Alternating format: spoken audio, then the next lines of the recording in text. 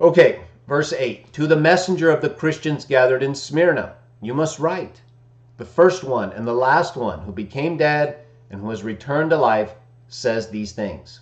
I'm going to stop real briefly here because as most of you know, we talked about this in the first video, I believe, where we considered Revelation 1, 17, 18.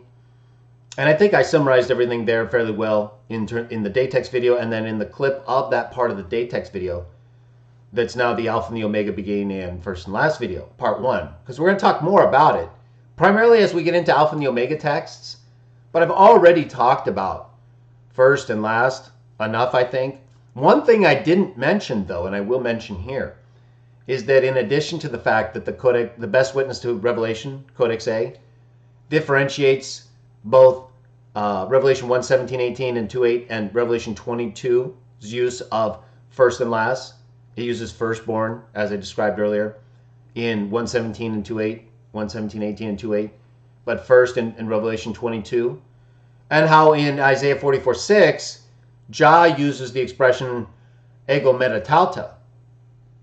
But in the first part, so it's different, obviously, than ha eschatos, which is used in Revelation. But in Isaiah 44:6, I forgot to point this out the other day, it doesn't use the article either for either one. It doesn't use the article before protos. I guess in either one I looked at, either text I looked at of Isaiah 44:6. So, because, and I didn't, of course, there's no need for an article before ego metatauta. But there's no article before protos in Isaiah 44:6 in the text that I reviewed.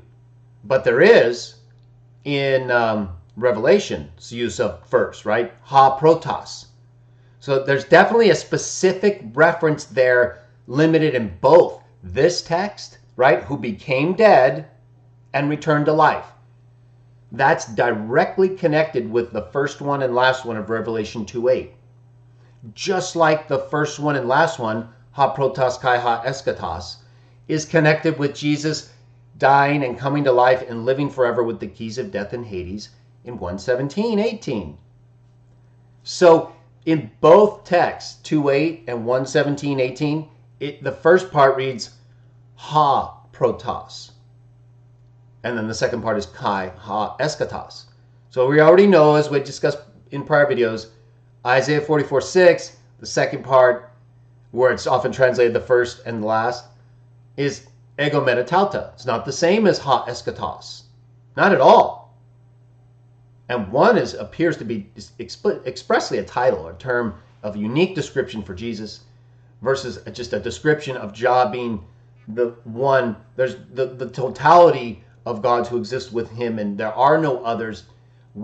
He is the first one, and there are none after him in the sense that he consults with them to determine what he's going to do. You can read the whole context and see that that's what he's talking about.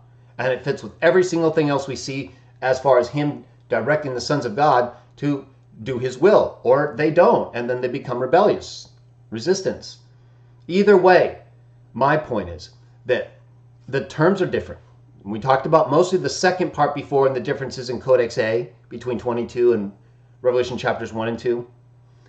But I think it's significant to point out, and I'll probably clip this as part 2, and then we'll just keep going with the series on Alpha and Omega, first and last, beginning and the end, because we have several more texts to do. But it's important to point out here with the first and the last one, used of Jesus, that again, it is specific to his death and resurrection. It doesn't say anything about, like Isaiah 44:6, no other gods. The context is totally different. And it's not just one text. Both 1:17 and 18 and 2:8 say the same thing in connection with the titles. Ha protos, kai, ha eschatos. Isaiah 44:6 doesn't say either one of those.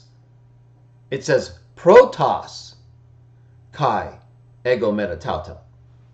And I believe is what the text said. So, or something very similar to that. But it's no article before protos.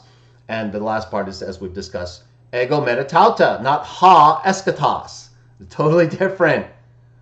But they seem the same in translation. So I have to look at the context, make sure other people aren't trying to make a connection. Just like with the I am, right? They make that connection by capitalizing either one or both of the am letters and the same thing for Exodus and some other texts at times, and then reference them together, and people think, wow, Jesus is calling himself God.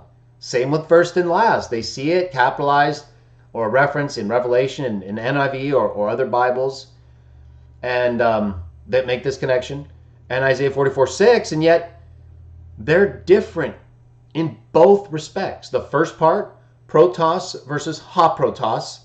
The second part, ego metatauta versus ha-eschatos. And the context, no other gods, death and resurrection.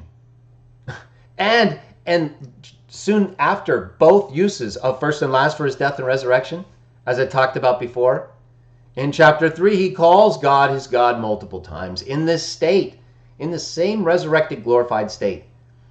So that would be inconsistent with Isaiah 44:6, obviously. But we know we're dealing with an exalted Jesus, given the name above every name, Philippians 2, 5 through 11, not for his own glory.